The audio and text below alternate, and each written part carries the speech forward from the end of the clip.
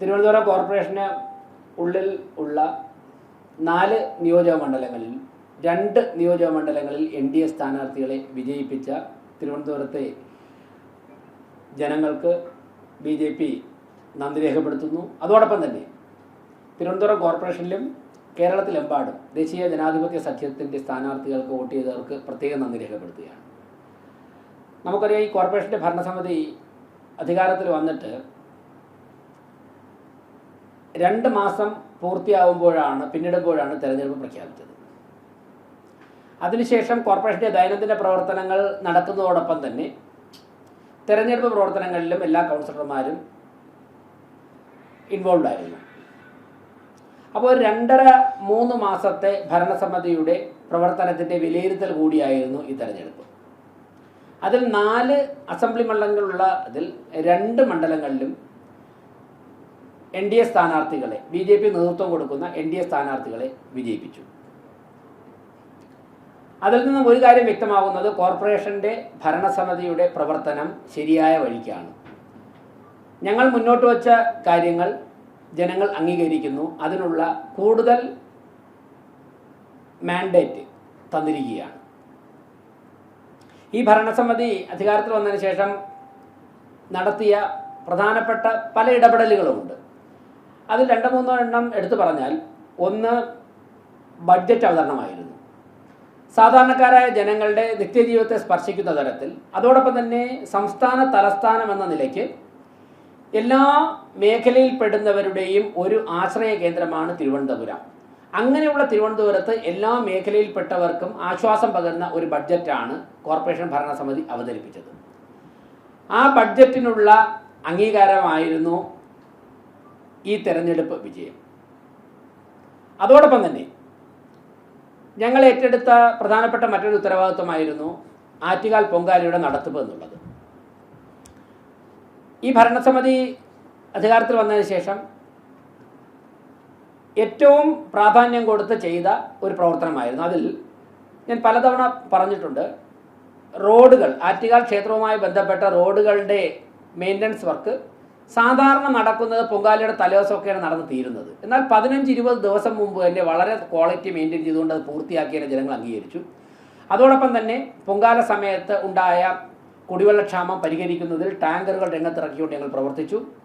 പൊങ്കാലയ്ക്കുള്ള മുന്നൊരുക്കങ്ങൾ, പൊങ്കാല അർപ്പിച്ച ജനങ്ങൾ പിരിഞ്ഞ് നിമിഷങ്ങൾക്കകം തന്നെ ആരംഭിച്ച ശുചീകരണ പ്രക്രിയ, അന്ന് തന്നെ രാത്രി 8:30 മണിയോടുകൂടി ഏറെക്കുറെ പ്രധാന റോഡുകളൊക്കെ പൂർത്തിയാക്കുകയും വെളുപ്പിനോടുകൂടി മുഴുവൻ പ്രദേശങ്ങളും വളരെ കൃത്യമായി നേരത്തെ നിശ്ചയിച്ചതിന് പ്രകാരം വൃത്തിയാക്കുവാനും സാധിച്ചു എന്നുള്ളത് ജനങ്ങൾ അംഗീകരിച്ചിരിക്കുകയാണ്.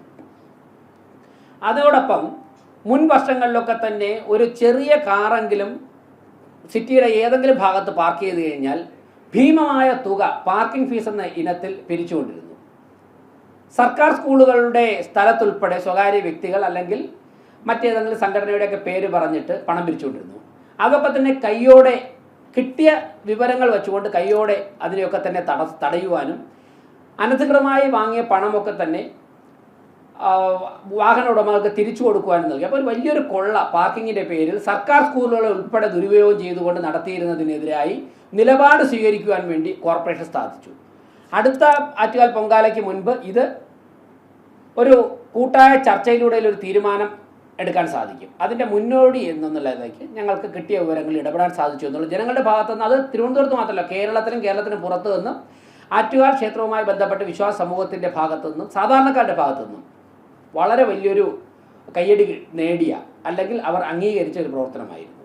ആ പ്രവർത്തനത്തിനുള്ള അംഗീകാരം കൂടിയാണ് ഈ തെരഞ്ഞെടുപ്പ് വിജയം. അതിനെ തുടർന്ന് ഞാൻ നേരത്തെ പറഞ്ഞ തരത്തിൽ തിരുവനന്തപുരം നഗരത്തിൻ്റെ പല പ്രദേശങ്ങളിലും കുടിവെള്ളക്ഷാമമുണ്ടായി. അത് പരിഹരിക്കാൻ വേണ്ടി വളരെ സജീവമായിട്ട് ചരിത്രത്തിൽ ഇതുവരെ ചെയ്തിട്ടില്ലാത്ത തരത്തിൽ കോർപ്പറേഷൻ്റെ ടാങ്കറുകളും സ്വകാര്യ ടാങ്കറുകൾ കോർപ്പറേഷൻ തന്നെ വാടകയ്ക്ക് എടുത്തുകൊണ്ടും നഗരത്തിൻ്റെ നാനാഭാഗത്തും തലങ്ങും വിലങ്ങും രാത്രിയും പകലും യാത്ര ചെയ്യുകയും അതോടൊപ്പം തന്നെ 24 മണിക്കൂറും പ്രവർത്തിക്കുന്ന വാർ റൂം സജ്ജീകരിച്ച് ഹെൽത്ത് സൂപ്പർവൈസർമാർക്ക് തന്നെ അതിൻ്റെ നേതൃത്വം കൊടുത്തുകൊണ്ടുള്ള പ്രവർത്തനം ഞങ്ങൾ 3 മാസമായി തുടരുകയാണ്. കോർപ്പറേഷനിലെ 101 കൗൺസിലർമാരും രാപകൽ വ്യത്യാസമില്ലാതെ ജനങ്ങളുടെ ഇടയിൽ വനിതാ കൗൺസിലർമാർ ഉൾപ്പെടെ രാത്രിയും പകലും ഒക്കെ തന്നെ വെള്ളം എത്തിക്കുവാൻ വേണ്ടി ആത്മാർത്ഥമായിട്ട് പരിശ്രമിക്കുന്നുണ്ട്. റെസിഡൻസ് അസോസിയേഷനുകളെയും സന്നദ്ധ സംഘടനകളും ഒക്കെ തന്നെ അതിൽ രംഗത്തിറക്കാൻ വേണ്ടി കോർപ്പറേഷൻ്റെ ഭരണസമിതിക്ക് സാധിച്ചിട്ടുണ്ട്. അത് ജനങ്ങൾ അംഗീകരിച്ചിരിക്കുകയാണ്. അതോടൊപ്പം തെരുവ് നായ്ക്കളെ ഞങ്ങൾ ഷെൽട്ടറിനുള്ളിലാക്കും എന്ന് പറഞ്ഞതിൻ്റെ പൈലറ്റ് പ്രോജക്റ്റ് വളരെ വിജയകരമായി നടപ്പിലാക്കാൻ സാധിച്ചിട്ടുണ്ട്. അതിൽ ചില യുവജന സംഘടനകൾ ഉൾപ്പെടെ 1-2 ദിവസമൊക്കെ പ്രതിഷേധം ഉയർത്തി, അതിനെ തടസ്സപ്പെടുത്താൻ ശ്രമിച്ചു. എന്നാൽ അതിനെയൊക്കെ തന്നെ ഭരണസമിതിയുടെ ഒരുമിച്ചുള്ള ഉദ്യോഗസ്ഥരുടെ ഉൾപ്പെടെ സഹകരണത്തോടെ, ചില NGOകളുടെ സഹകരണത്തോടെ നമുക്ക് വിജയകരമായി ആ സമരങ്ങളെയൊക്കെ തന്നെ നടത്തിയ ഇടപെടലുകളെയൊക്കെ തന്നെ അതിനെ തടസ്സപ്പെടുത്താൻ നടത്തിയതിനൊക്കെ തന്നെ അതിജീവിക്കാൻ സാധിച്ചു. അതും ജനങ്ങൾ വലിയൊരു പ്രതീക്ഷ കൊണ്ടെത്തുകയാണ്. തീർച്ചയായിട്ടും തെരുവ് നായ്ക്കളെ ഷെൽട്ടറിൽ പാർപ്പിക്കുന്നതിൻ്റെ കൂടുതൽ കാര്യങ്ങളുമായിട്ട് കോർപ്പറേഷൻ മുന്നോട്ട് പോവുകയാണ്. വരാൻ പോകുന്ന ദിവസങ്ങളിൽ തന്നെ അത് പൂർണ്ണമായും പ്രാവർത്തികമാകും. അപ്പോൾ ഇത്തരത്തിൽ ഇനി ഒരുപാട് കാര്യങ്ങളിൽ ഓഫീസിൽ, ഇപ്പോൾ കോർപ്പറേഷൻ്റെ ഓഫീസെന്ന് പറഞ്ഞാൽ ജനങ്ങൾ വരാൻ വേണ്ടി കുറച്ച് അകന്നു നിന്നൊരു സമയം ഉണ്ടായിരുന്നു. അത് മാറിയിട്ട് ഡിസംബർ 26 സത്യപ്രതിജ്ഞ ചെയ്ത അന്നുച്ചയ്ക്ക് മുതൽ തന്നെ ഇന്ന് വരെ എല്ലാ പ്രവൃത്തി ദിവസങ്ങളിലും 3 മണി മുതൽ 5 മണി വരെ കോർപ്പറേഷനെ സമീപിക്കാൻ ആഗ്രഹിക്കുന്ന എല്ലാ വ്യക്തികൾക്കും അവരുടെ ആവശ്യങ്ങളുമായി ബന്ധപ്പെട്ട് വരാനുള്ള ഒരു സാഹചര്യം ഒരുക്കുകയും അത്തരത്തിൽ ജനങ്ങളുമായി നിരന്തരം ഉദ്യോഗസ്ഥരും ഭരണസമിതിക്ക് നേതൃത്വം കൊടുക്കുന്നവരും ഇടപഴകുന്നത് ജനങ്ങളെ കൂടുതൽ കോർപ്പറേഷനിലേക്ക് അവരുടെ പ്രസ്ഥാനം എന്നുള്ളതിലേക്ക് ഒരു ജനകീയ സ്ഥാപനമാക്കി കഴിഞ്ഞ 3 മാസം കൊണ്ട് മാറ്റാൻ വേണ്ടി സാധിച്ചു എന്നുള്ളത് ജനങ്ങൾ പൂർണ്ണമായി ഇരുകൈ നീട്ടി ആ ശൈലി സ്വീകരിച്ചിരിക്കുന്നു എന്നുള്ളതാണ് ഈ തെരഞ്ഞെടുപ്പ് വിജയം തെളിയിക്കുന്നത്. ഇത്തരത്തിൽ ചെറുതും വലുതുമായിട്ടുള്ള ഒരുപാട് കാര്യങ്ങൾ, ശുചീകരണ തൊഴിലാളികളെ ചേർത്ത് പിടിച്ചുകൊണ്ട് അവർക്ക് ആത്മവിശ്വാസം ക്രിയേറ്റ് ചെയ്യുന്ന കാര്യമായാലും അങ്ങനെയൊക്കെയുള്ള കാര്യങ്ങളെ അംഗീകരിച്ചു. ഞാൻ ഓരോരോ കാര്യങ്ങളും എടുത്തു പറയുവാൻ വേണ്ടി, കാര്യം നല്ല തിരക്കുള്ള ദിവസമാണ് മാധ്യമപ്രവർത്തകർക്കൊക്കെ. ഞാൻ ഈ അവസരത്തിൽ മുതിരുന്നില്ല. ഇനി വരാൻ പോകുന്ന ദിവസങ്ങളിലെ കാര്യങ്ങളാകാം. അപ്പോൾ മറ്റൊരു കാര്യം സൂചിപ്പിക്കാനുള്ളത്, ഈ ഭരണസമിതി അധികാരത്തിൽ വന്ന ദിവസങ്ങൾ കഴിഞ്ഞ ഉടൻ തന്നെ ഭരണസമിതിയുടെ പ്രവർത്തനങ്ങൾക്കെതിരായി തെറ്റായ കാര്യങ്ങൾ പ്രചരിപ്പിക്കുവാൻ വേണ്ടി ഒരു ഗവൺമെൻറ്റിന് നേതൃത്വം കൊടുക്കുന്ന മന്ത്രി ഉൾപ്പെടെ ഉള്ളവർ അരയും തലയും മുറുക്കി രംഗത്തിറങ്ങി. 2 മുൻ മേയർമാർ, അതിലൊരാൾ മന്ത്രിയാണ്, തെറ്റായ വിവരങ്ങൾ പ്രചരിപ്പിക്കുവാൻ വേണ്ടി ഗവൺമെൻറ് സംവിധാനം തന്നെ ദുരുപയോഗം ചെയ്തു. ആറ്റുകാൽ പൊങ്കാലയെക്കുറിച്ച്, പൊങ്കാലയുടെ ശുചീകരണ പ്രവർത്തനങ്ങൾ വളരെ നന്നായി നടന്നുവെന്ന് പൊങ്കാലയുടെ പിറ്റേ ദിവസം രാവിലെ ബഹുമാനപ്പെട്ട മന്ത്രി പറഞ്ഞ് അതിനുശേഷം 48 മണിക്കൂർ കഴിഞ്ഞിട്ട് അദ്ദേഹം അതിനെ കുറ്റപ്പെടുത്തി സംസാരിക്കുകയായിരുന്നു. എന്നിട്ടും ജനങ്ങൾ വിശ്വസിക്കാതെ വന്നപ്പോഴേക്കും ഗവൺമെൻറ് സംവിധാനം ഉപയോഗിച്ചുകൊണ്ട് RDOയെ പൊങ്കാലയുടെ ശുചീകരണ പ്രവർത്തനങ്ങളെക്കുറിച്ച് അന്വേഷിക്കാൻ വേണ്ടി, നന്നായി നടന്നു എന്ന് പറഞ്ഞ മന്ത്രി തന്നെ അതിനെക്കുറിച്ച് അന്വേഷിക്കാൻ വേണ്ടി ചുമതലപ്പെടുത്തി. RDO ശുചീകരണ പ്രവർത്തനങ്ങൾ വളരെ നന്നായിട്ടാണ് നടന്നതെന്നുള്ള, അദ്ദേഹം ഫീൽഡിലുണ്ടായിരുന്നതാണ്, അദ്ദേഹത്തിനായിരുന്നു പൊങ്കാലയുടെ മുഴുവൻ ഡ്യൂട്ടി. അദ്ദേഹം റിപ്പോർട്ട് കൊടുത്തു. ആ റിപ്പോർട്ട് കോർപ്പറേഷൻ ഭരണസമിതിക്ക് എതിരായി വന്നില്ല എന്ന് കണ്ടുകൊണ്ട് കളക്ടറെ വീണ്ടും അന്വേഷിക്കാൻ ചുമതലപ്പെടുത്തി. എന്നിട്ട് കളക്ടർ ഒരു റിപ്പോർട്ട് കൊടുത്തതായിട്ട് മാധ്യമങ്ങൾ വാർത്ത വന്നു. എന്നാൽ ആ കളക്ടർ റിപ്പോർട്ട് നിങ്ങളാരും കണ്ടിട്ടുണ്ടോ? ഈ മാധ്യമ വാർത്തകൾ പ്രചരിപ്പിച്ചത് മന്ത്രിയുടെ ഓഫീസിൽ നിന്ന് സ്റ്റാഫാണ്. കളക്ടറുടെ റിപ്പോർട്ടിൽ ഈ പറഞ്ഞ ഒരു കാര്യവുമില്ല, ഒരു വാക്ക്, ഒരു പരാമർശം ഒഴികെ ഒരു കാര്യവുമില്ല.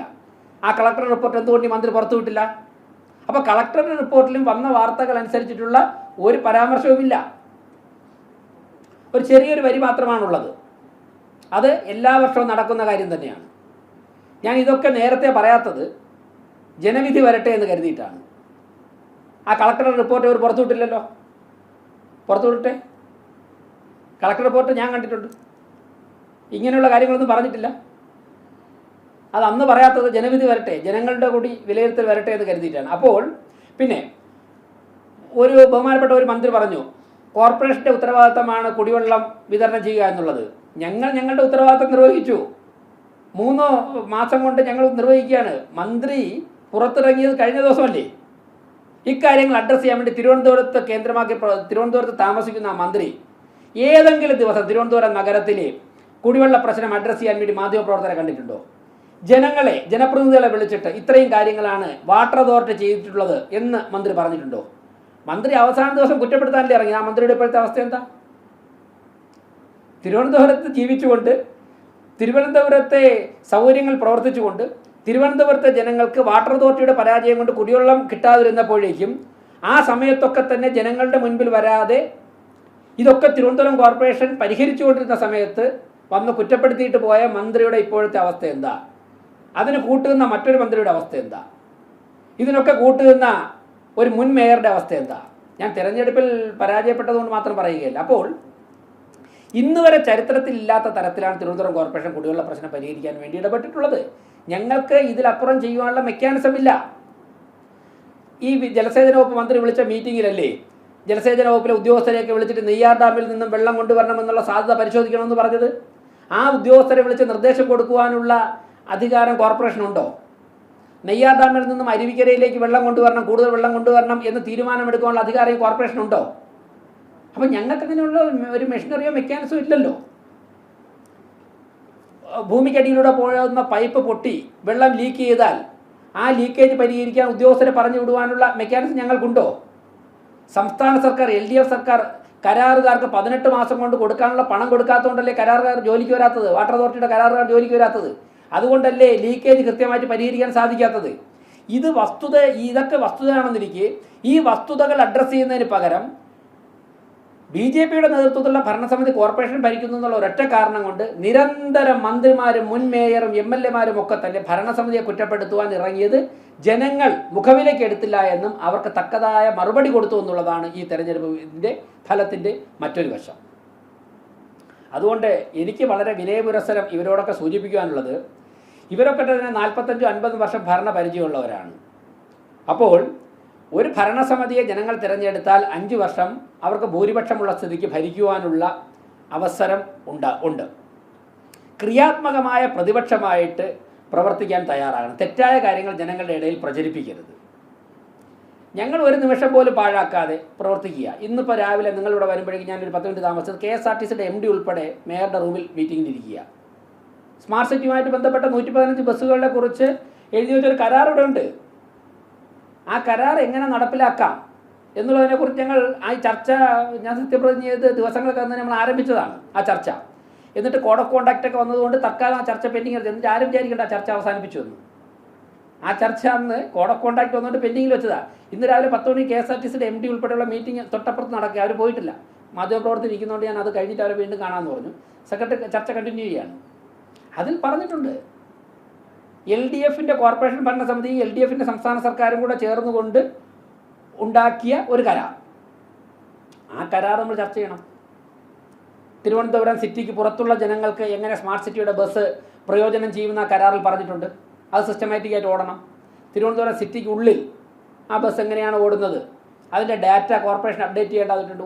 ഓരോ ബസ്സും എവിടെയാണ് എത്തുന്നത്, ഏത് സമയത്താണ്, എങ്ങോട്ടൊക്കെ യാത്ര ചെയ്യുന്നു, എപ്പോഴാണ് വർക്ക്ഷോപ്പിലാവുന്നത് എന്നുള്ള ഡേറ്റ നമ്മുടെ കോർപ്പറേഷൻ്റെ ഡാറ്റാ സെൻറ്ററിൽ വരേണ്ടതായിട്ടുണ്ട്. അത് വരുന്നില്ല വർഷങ്ങളായിട്ട്.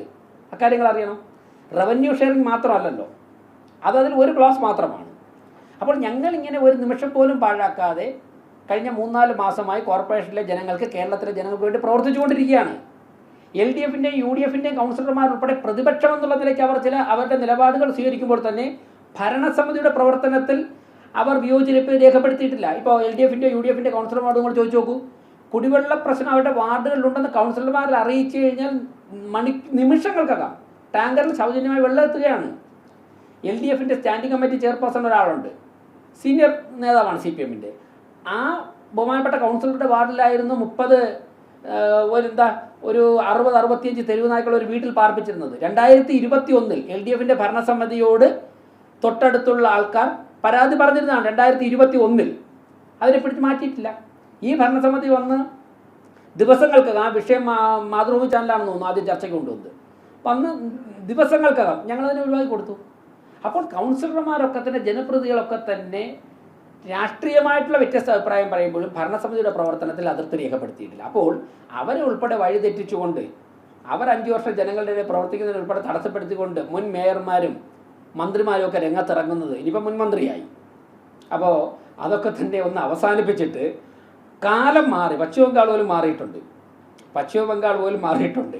അപ്പോൾ അതിനനുസരിച്ച് മനസ്സ് മാറുവാനുള്ള തീരുമാനങ്ങൾ എടുക്കണം. കമ്മ്യൂണിസ്റ്റ് പ്രസ്ഥാനം പിറന്ന പാറപ്പുറത്തുനിന്നുൾപ്പെടെ വരുന്ന സിഗ്നലുകൾ മനസ്സിലാക്കിയാൽ നന്നായിരുന്നു, കാലത്തിൻ്റെ ചോരെഴുത്തെന്നൊക്കെ പറയുന്നതില്ലേ, അത് മനസ്സിലാക്കി പെരുമാറണം. ഇത് സ്റ്റേറ്റ് ക്യാപിറ്റലാണ്. ഈ പഴയ പിന്തിരിപ്പൻ നയങ്ങളൊക്കെ വെച്ചുകൊണ്ട് ഉള്ള പ്രവർത്തനങ്ങളൊക്കെ അവസാനിപ്പിക്കണമെന്നാണ് എനിക്ക് അവസരം സൂചിപ്പിക്കാനുള്ളത്. എന്തായാലും ഭരണസമിതിയുടെ കൃത്യമായ ദിശയ്ക്കാണെന്നുള്ള തിരുവനന്തപുരത്തെ ജനങ്ങൾ അംഗീകരിച്ചിരിക്കുന്നു. 4 കോർപ്പറേഷനിലെ 4 മണ്ഡലങ്ങളിൽ 2 മണ്ഡലങ്ങളിലും BJP നേതൃത്വത്തിലുള്ള മുന്നണിയെ വിജയിപ്പിച്ച ജനങ്ങൾക്ക് ഒരിക്കൽ കൂടി നന്ദി രേഖപ്പെടുത്തുന്നു. അതോടൊപ്പം തന്നെ സിറ്റിയിൽ വിജയിച്ചിരിക്കുന്ന 2 MLA-മാർ മുൻ കേന്ദ്രമന്ത്രിമാരാണ്. ആശയപരമായി ഭരണസമിതിയോടൊപ്പം നിൽക്കുന്നവരാണ്. തീർച്ചയായിട്ടും ദേശീയ രാഷ്ട്രീയത്തിൽ തന്നെ വളരെ അനുഭവ സമ്പത്തുള്ളവരാണ്. മന്ത്രിമാരായിട്ടും വിജയിച്ച മന്ത്രിസഭയിലെ വിജയിച്ച മന്ത്രിമാർ, ഒന്ന് വിദേശകാര്യമന്ത്രി, അതോടൊപ്പം തന്നെ പാർലമെൻ്ററി കാര്യം ഉണ്ടായിരുന്നു അദ്ദേഹത്തിന്, മറ്റൊരാൾ IT മിനിസ്റ്റർ ആയിരുന്നു. അപ്പോൾ ഇവരുടെയൊക്കെ തന്നെ സേവനം, അനുഭവം, പരിചയസമ്പത്ത്, ഭരണരംഗത്തുള്ള പരിചയസമ്പന്നതയൊക്കെ തന്നെ നമുക്ക് തിരുവനന്തപുരം കോർപ്പറേഷൻ്റെ ഭരണസമിതിക്ക് ജനങ്ങൾക്ക് ഒരു മുതൽക്കൂട്ടായി മാറും. തിരുവനന്തപുരത്തെ കുടിവെള്ള പ്രശ്നം പരിഹരിക്കാൻ വേണ്ടി നമുക്ക് സ്വാഭാവികമായിട്ട് കേന്ദ്ര ഗവൺമെൻറ്റിൻ്റെ പദ്ധതികൾ നടപ്പിലാക്കേണ്ടതായിട്ടുണ്ട്. അത് നമുക്ക് അവതരിപ്പിക്കണം. പുതിയതായിട്ട് അധികാരത്തിലേറാൻ പോകുന്ന സംസ്ഥാന സർക്കാരുമായിട്ട് പരമാവധി വികസന കാര്യങ്ങൾ ചേർന്ന് നിന്നുകൊണ്ട് മുൻ കേന്ദ്രമന്ത്രിമാരുടെയും നഗരത്തിലെ 4 MLA-മാരുടെയും അതോടൊപ്പം തന്നെ കോവളം MLA-യുടെ 4 വാർഡ് ഇവിടെ വരുന്നുണ്ട്. അവരുടെയൊക്കെ തന്നെ ഇടപെടലുകൾ, വളരെ ക്രിയാത്മകമായുള്ള ഇടപെടലുകൾ സ്വീകരിച്ചുകൊണ്ട് തിരുവനന്തപുരത്തെ ജനങ്ങളുടെ പ്രതീക്ഷകൾക്ക് അപ്പുറം മുന്നേറാൻ വേണ്ടി ഈ ഭരണസമിതി തയ്യാറെടുക്കുകയാണ്. അതിൻ്റെ അടിസ്ഥാനത്തിലാണ് രാവിലെ 9 മണി മുതൽ തന്നെ മീറ്റിങ്ങുകൾ ആരംഭിച്ചിരിക്കുന്നത്. തീർച്ചയായിട്ടും എല്ലാവരോടും നന്ദി അർപ്പിക്കുകയാണ്. ഇടതുപക്ഷ പ്രസ്ഥാനങ്ങളുടെ ഭാഗത്തുനിന്ന് ക്രിയാത്മകമായ പ്രതിപക്ഷമായിട്ടുള്ള പ്രവർത്തനമാണ് ഇനി ഉണ്ടാകേണ്ടത്. അത് പ്രതീക്ഷിച്ചുകൊണ്ട് ജയിപ്പിച്ച എല്ലാവർക്കും ഒരിക്കൽ കൂടി നന്ദി രേഖപ്പെടുത്തുന്നു.